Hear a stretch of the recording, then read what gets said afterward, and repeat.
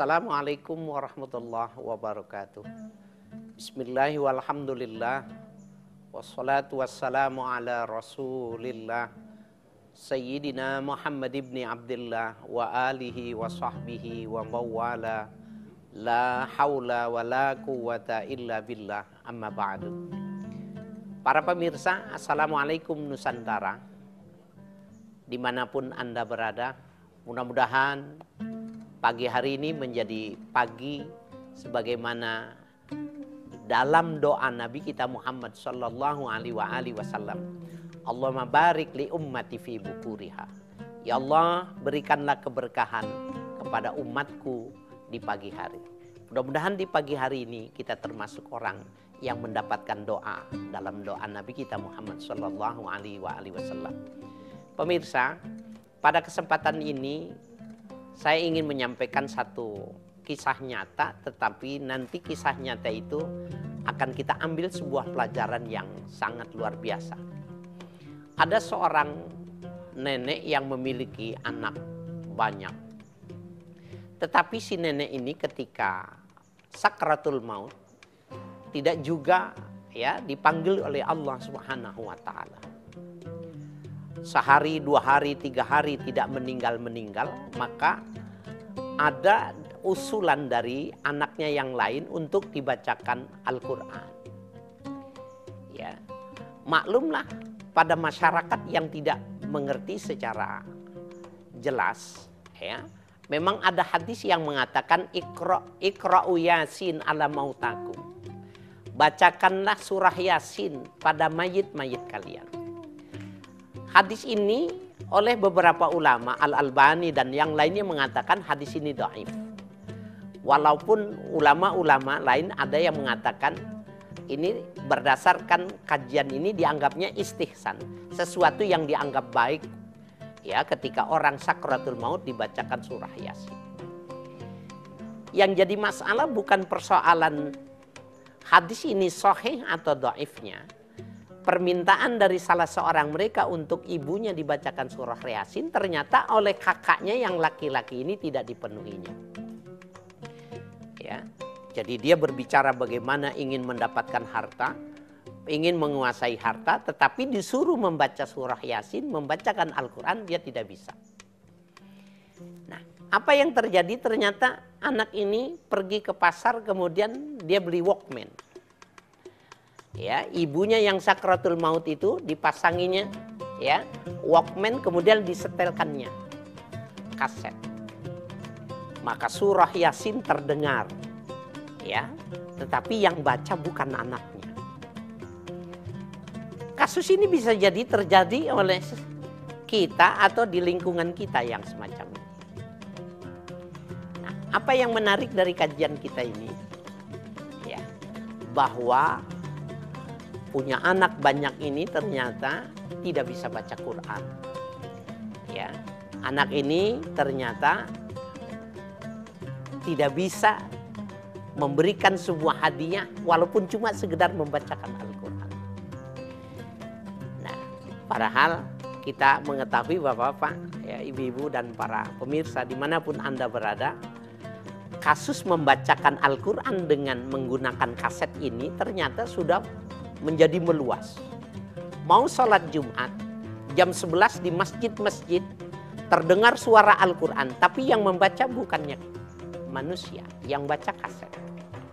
Kalau mau menjelang majelis taklim, pemberitahuan akan adanya pengajian, maka disetel ya kaset. Yang membaca Al-Quran bukan manusia. Nah, berpembicaraan inilah yang ingin kita jadikan pembicaraan, dan karena ternyata ada sesuatu yang menjadi merusak keadaan kita. Ada di sebagian masjid-masjid yang tanpa sadar dari mulai jam 11 sampai dengan khotib naik mimbar di hari Jumat itu disetelkan kaset.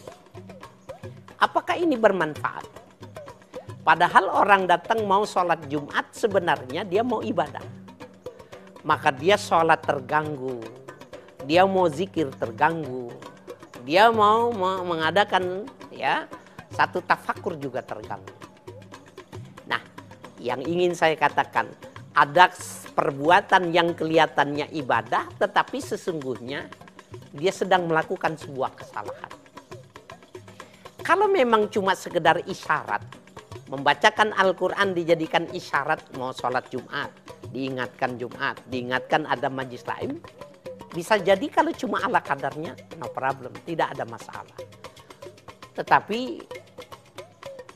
sampai dengan khotib naik ke mimbar baru ditutup itu pengajiannya, sulit untuk kita mengatakan ada kebaikan dalam hal ini, karena sesungguhnya kita yang sedang mau sholat sunnah, mau sholat tasbih, mau berzikir terganggu dengan suara ya kaset yang diperdengarkan.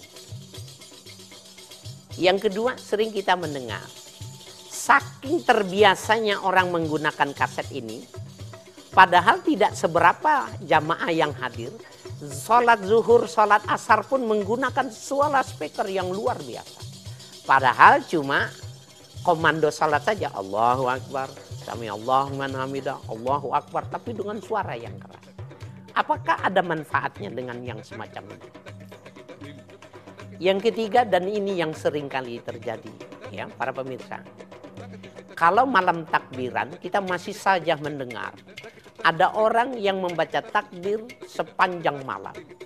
Padahal melakukan takbir sepanjang malam ini sesuatu perbuatan yang sangat besar pahalanya.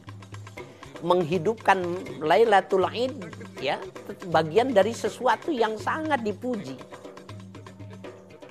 Tetapi ketika dia menggunakan speaker, dia menggunakan pengeras suara, maka berapa banyak orang yang tertidur terganggu. Berapa banyak orang yang ingin beristirahat tidak bisa. Padahal besok ya bisa jadi Ustadz ini, Pak Kiai Anu punya tugas untuk melakukan khutbah dan lain sebagainya. Dan yang repotnya ketika listrik mati, ya orang-orang ini tidak melakukan takbir. Lalu ketika listrik hidup lagi, kemudian dia takbir lagi. Seandainya dia bisa takbir tanpa menggunakan loudspeaker, maka sesungguhnya ini satu perbuatan yang luar biasa.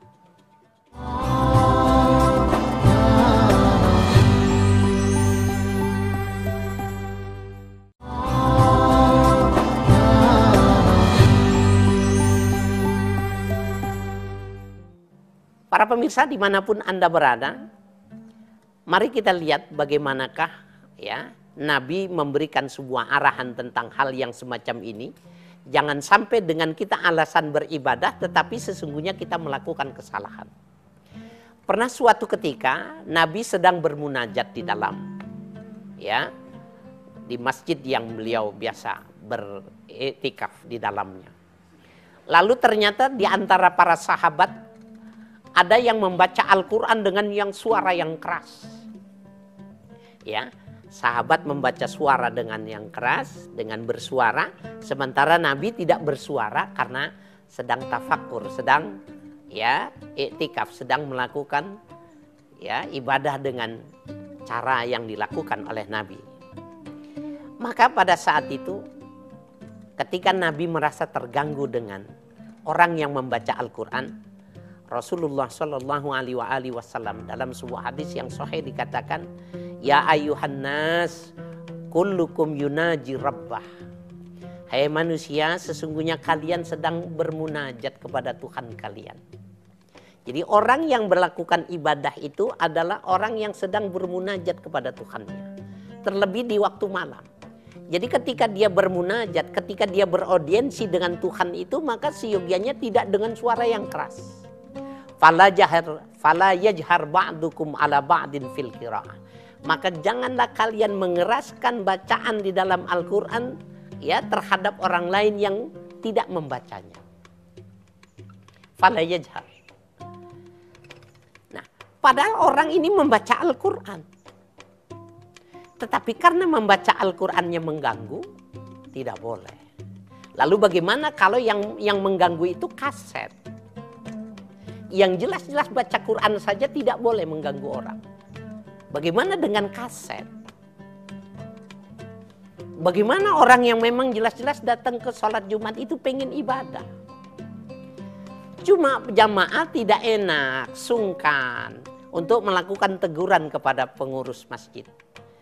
Oleh karena itu dari banyaknya usulan-usulan itu yang diajak berbicara kepada saya, maka bisa jadi dengan Assalamualaikum Nusantara ini mudah-mudahan didengar oleh saudara-saudara kita, ya, para takmiriat masjid, agar supaya kita jangan berlebihan memanfaatkan loudspeaker sehingga ini bisa mengganggu. Kelihatannya ini ibadah tetapi bisa merusak ibadah orang lain dan bisa mengganggu orang lain. Apalagi kalau seandainya ada kakek-kakek, ada nenek-nenek di masjid, di sekitar masjid itu, dengan suara speaker itu, maka sholat mereka akan rusak. Yang jelas-jelas baca Quran saja tidak boleh. Apalagi kalau itu, ya, dengan membaca Al-Qur'annya itu adalah sebuah rekaman. Imam An-Nawawi, ya, pernah ditanya tentang kondisi yang semacam ini, ya, tentang membaca suara dengan suara keras, apakah boleh atau tidak beribadah dengan memanfaatkan suara, ya, yang lebih dari biasanya. Ya, di dalam fatwa Imam Nawawi dikatakan, fa in kanatil maslahatu aktsara minal mafsadat fal qiraatu afdal. Beliau mengatakan bila kemaslahatannya lebih banyak, dia membaca keras itu kemaslahatannya, kebaikannya lebih banyak dari kerugiannya, maka membaca dengan suara keras itu boleh. Bahkan itu lebih afdal. Itu kalau dibaca, ya, tidak termasuk kaset. Tapi wa in kanat bil aksi kurihat. Apabila yang terjadi justru lawanannya, Imam Nawawi mengatakan kurihat. Yang demikian itu dibenci. Orang membaca Al-Quran kemudian bisa menimbulkan mafsadat buat orang lain, itu dibenci. Bagaimana kalau itu kaset? Nah, oleh karena itu, para pemirsa dimanapun Anda berada, mudah-mudahan saya bisa menyampaikan ini dan saya bisa mengamalkannya. Mudah-mudahan ini bisa diterima dengan perasaan yang dingin, ya, dengan perasaan yang kompromis, ya, untuk bisa kita pahami bahwa siogianya jangan sampai kita melakukan yang demikian itu.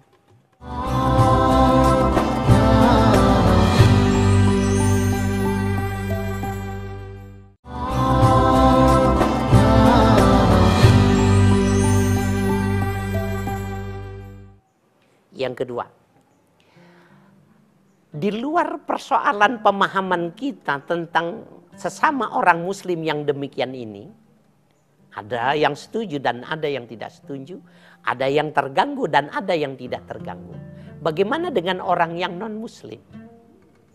Bisa jadi dalam masjid itu ada orang-orang non muslim. Apakah mengganggu mereka juga dibenarkan di dalam Islam? Jawabannya tidak boleh. Ya, kita tidak boleh mengganggu orang lain walaupun beda agama, dan bukan berarti perbedaan agama menjadi justifikasi bolehnya kita berlaku sewenang-wenang pada mereka. Ada sebuah hadis yang sering kita mendengarnya, man adza zimmiyan faqad azani.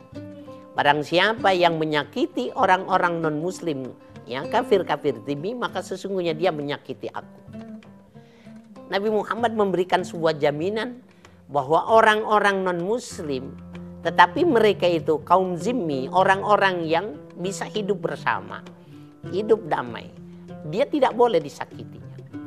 Hartanya, kedudukannya, maupun, ya, kebahagiaannya tidak boleh terganggu. Oleh karena itu, ya, para pemirsa dimanapun Anda berada, hal yang semacam ini perlu kita cermati. Belum lagi kita lihat ada di daerah-daerah tertentu ini bahwa kaset ini berubah, ya, kajian Al-Quran dengan kaset ini sudah berubah fungsinya. Apa yang saya maksud?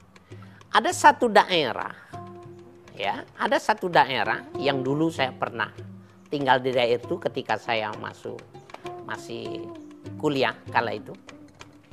Di masyarakat situ sudah terbiasa, ya, keguyuban masyarakat situ karena memang mereka itu, ya, masyarakatnya walaupun beda agama guyup.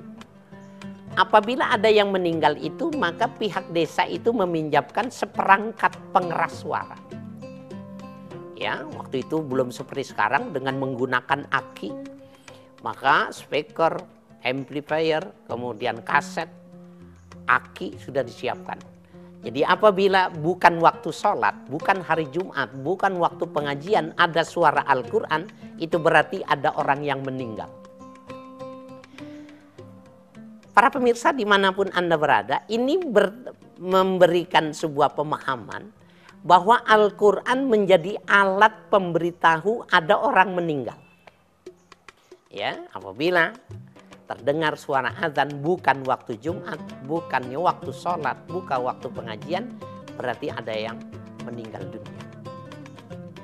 Maka itu dipinjamkan oleh desa. Nah, yang repotnya lagi, ya para pemirsa dimanapun, kala itu ya, saya tidak tahu pada sekarang ini, udah sekian lama saya kondisi itu, tetapi ini sebuah fenomena yang pernah terjadi di masyarakat.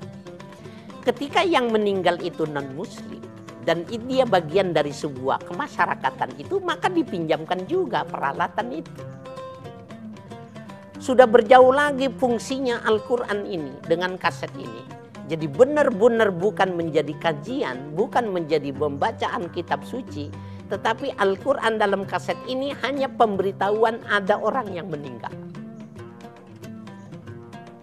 Nah, jadi sebuah fakta, sebuah kenyataan, ya, kalau kita tidak berhati-hati memanfaatkan loudspeaker, kalau kita tidak berhati-hati memanfaatkan yang demikian ini menjadi sesuatu yang rumit dan perlu kita bicarakan, dan siogianya ini tidak boleh. Ya, tidak boleh terjadi yang demikian. Nah, inilah bagian dari sebuah kenyataan yang terjadi di masyarakat, dan tanpa sadar sebenarnya ada hal-hal yang kelihatannya baik tetapi sesungguhnya perlu kita pertimbangkan dan jangan sampai diteruskan. Kenapa? Karena fungsi Al-Quran sudah bergeser dari yang semestinya. Satu. Yang kedua, jangan sampai bacaan Al-Quran itu, ya, jangan sampai bacaan Al-Quran itu menimbulkan dosa. Dalam arti menyebabkan orang menjadi terganggu. Dan ini terjadi. Allah Subhanahu wa Ta'ala di dalam Al-Quran, ya, surah Al-Ahzab ayat 58. Walladzina yu'zunal mu'minina wal mu'minati bighairi maktasabu faqad ihtamalu buhtanan wa itsman mubina.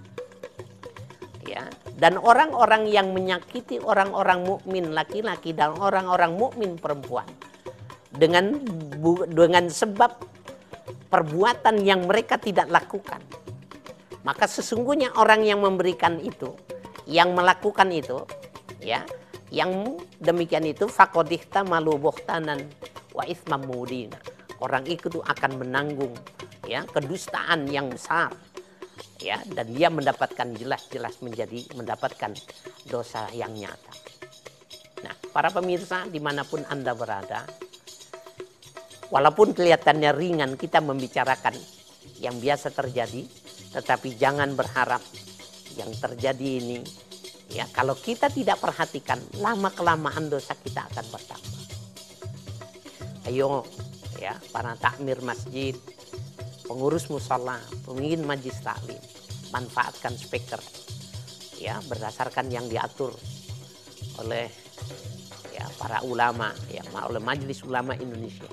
Wajarlah kalau cuma sekedar memberikan penghantar, mengingatkan orang, tapi jangan sampai menggunakan berlebihan. Dan terlebih lagi kalau itu dilakukan menjelang subuh dan ketika akan melakukan sholat Jumat. Ini dua kasus yang sering terjadi. Dan yang repotnya ketika kita memberitahukannya, bukan, ya, mendapatkan sesuatu kebaikan, malah ditentang, malah dianggapnya, ya, mencegah sebuah kebaikan. Maka dengan melalui, ya, Assalamualaikum Nusantara ini, mudah-mudahan ini menjadi sebuah bahan renungan.